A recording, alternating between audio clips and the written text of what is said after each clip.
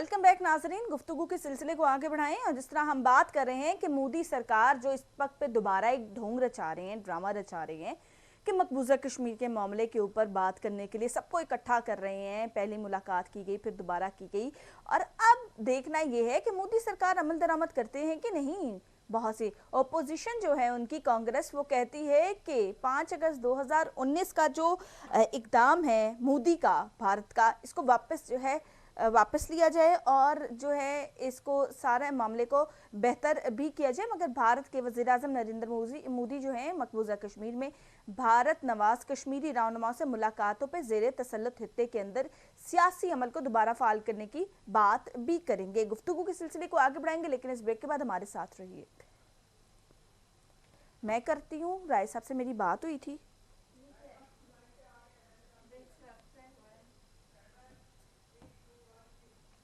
Welcome back नाजरीन। गुफ्तगू के सिलसिले को आगे बढ़ाते हैं और जिस तरह हम बात कर रहे हैं यहाँ पे मोदी सरकार के हवाले से कि कश्मीरियों के साथ मोदी ने किया क्या, इसके ऊपर आलमी अदालत इतनी खामोश क्यों रही?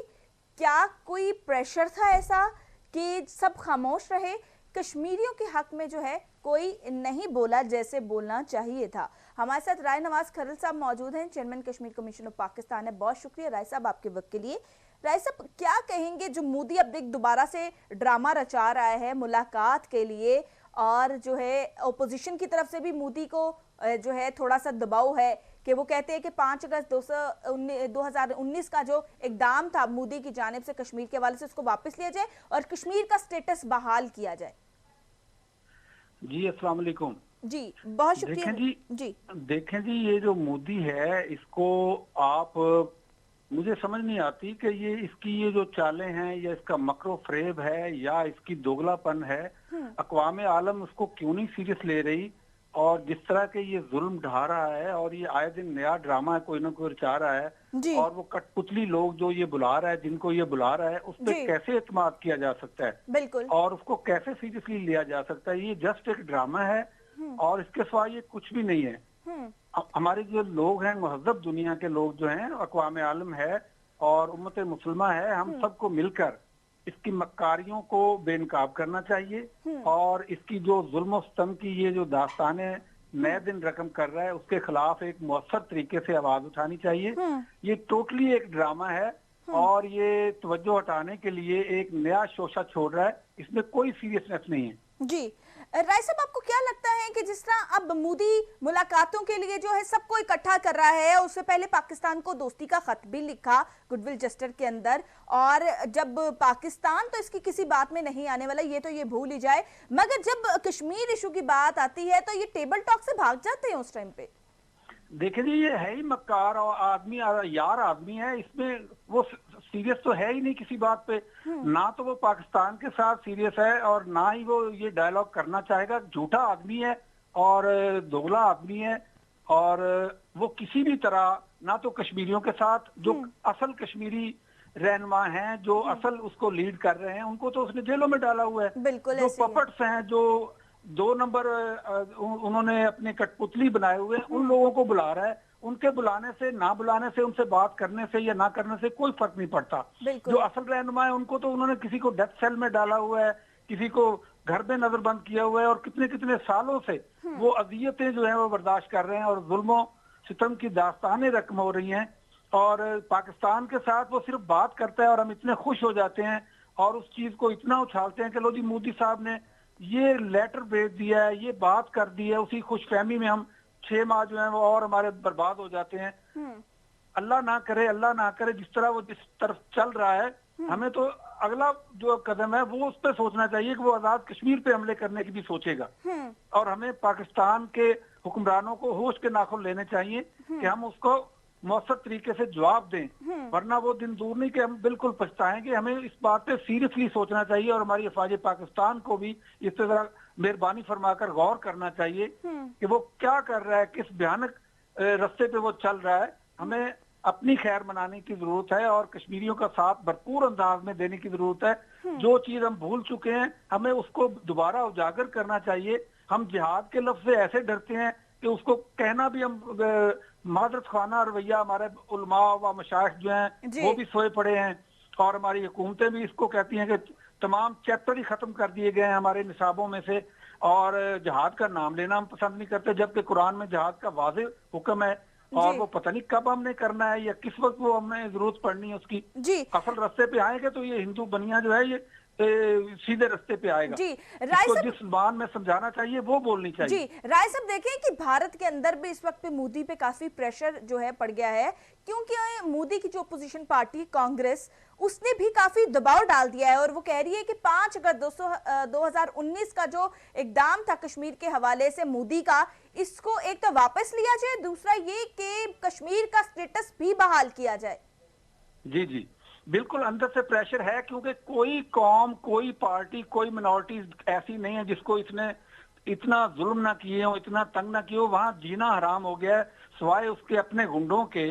कोई ऐसी पार्टी नहीं है, कोई ऐसा मजहब नहीं है, कोई और जितनी कम्युनिटीज हैं वो ऐसी नहीं है जिन पे इसने जुल्म और सितम की मतलब पहाड़ ना ढाए हों। हर बंदा इससे दुखी है और पूरी दुनिया को भी पता है, लेकिन ये चूंकि एक इंटरनेशनल एजेंडा है और इंटरनेशनल साजिश है कि मुसलमानों को कुचलना है, हर सूरत उनको हर वो काम करना है जिससे उनकी अपनी शिनाख्त खत्म हो जाए, और उनको ये मलियामेट करने पे तुले हुए हैं। ये इंटरनेशनल साजिश है। हमें पूरे जितने उम्मत मुसलमान के लोग हैं, हमें इकट्ठा होना चाहिए और इस पे सीरियसली कोई एफर्ट करनी चाहिए। ये खाली जमा खर्च से कुछ नहीं होगा। इसका जवाब, ईंट का जवाब पत्थर से देना पड़ेगा, और अब वो वक्त आ गया है कि हमें देना चाहिए। अगर अब भी नहीं देंगे तो कब देंगे?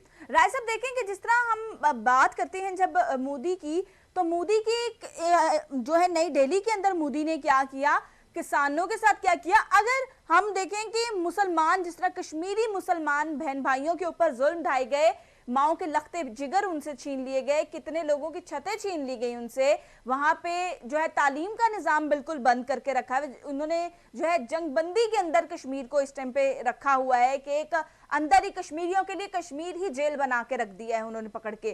तो आपको क्या लगता है कि आलमी अदालत ने, जिस तरह आलमी अदालत को रिएक्शन करना चाहिए था, जिस तरह वजीर आजम पाकिस्तान ने बड़ी सख्त किस्म से, जो सख्त अंदाज में कश्मीर का इशू जो है उठाया था आलमी अदालत के सामने भी, तो आपको नहीं लगता कि बहुत ज्यादा खामोशी दिखाई गई आलमी अदालत की तरफ से? मैं ये टेक्निकल एक चीज बड़ी वजाहत कर दूं। इसमें असल ना बहुत कम लोगों को ये इल्म है कि दो चीजें, एक कोर्ट ऑफ जस्टिस है, एक आलमी अदालत है, जिसमें सिर्फ कोई कंट्री जो है वो मूव कर सकती है। हमारी हुकूमत को चाहिए कि वो इस मसले को खुद आलमी अदालत में लेके जाए, आलमी अदालत इंसाफ में लेके जाए, क्योंकि उसका आम आदमी कोई तो मुद्दई नहीं बन सकता। बिल्कुल। तो उसमें सिर्फ और सिर्फ गवर्नमेंट जा सकती है। ये खाली गवर्नमेंट जमा खर्च ना करे और ये बयानात तक ना रहे, इसको आलमी अदारों में लेके जाना इनका फर्ज बनता है और इनको जाना चाहिए। और खाली ये बयान दे के हमारे जज्बात के साथ नहीं खेलना चाहिए। बहुत खून बह चुका है, बहुत जुल्म हो चुके हैं, किस्तें लुट चुकी हैं, और आए दिन कोई दिन ऐसा नहीं होता कि जिस किसी ना किसी गली मोहल्ले में, किसी शहर में मातम ना हो, और कोई दिन ऐसा नहीं होता कि जब जुल्म और बर्बरियत की दास्तानें रकम ना हो रही हों।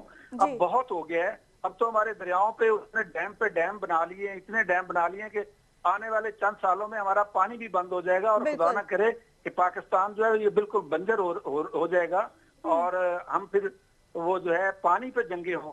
राय साहब आप देख लें, राय साहब आप देख लें कि मोदी यही कर रहा है, आपके पानी जो है बंद करने की धमकियां देता है पाकिस्तान को। ये कोई आम बात थोड़ी है। जब भारत के अंदर जो है फ्लड वगैरह आने का खदशा होता है, उस टाइम पे वो पानी का रुख जो है पाकिस्तान की जानिब कर देता है। देखें जी, ये जो डैम होता है ना, ये एक दिन पे नहीं बनता। डैम पे सालों साल लगते हैं। मुझे समझ नहीं आती कि पाकिस्तान की गवर्नमेंट और हमारे सोए रहे हैं कि डैम उन्होंने बना लिए और हम कहाँ सोए हुए थे, और अब जाके हम जागे हैं।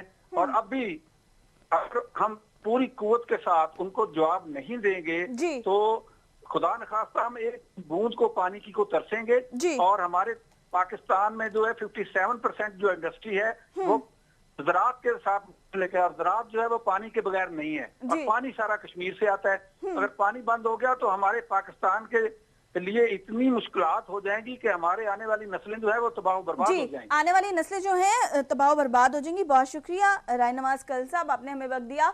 नाजरीन, यही बात है कि भारत के वज़ीर-ए-आज़म नरेंद्र मोदी जो हैं वो इस टाइम पे चाय वाली सरकार जो है वो दोबारा से ढोंग रचा रहे हैं, मगर इनके ड्रामे में कोई भी आने वाला नहीं है। उनकी ओपोजिशन पार्टी जो है कांग्रेस, उसने काफी दबाव डाला है। हमारे जराये ये बताते हैं कि काफी जो है मोदी सरकार के ऊपर इस वक्त पे दबाव डाला जा रहा है कि तुमने भारत के अंदर का भी बुरा हाल किया और भारत के साथ हमसाये ममालिक के ताल्लुकात भी बहुत ज्यादा खराब किए, तो लिहाजा कश्मीर की सिचुएशन को बेहतर बनाया जाए।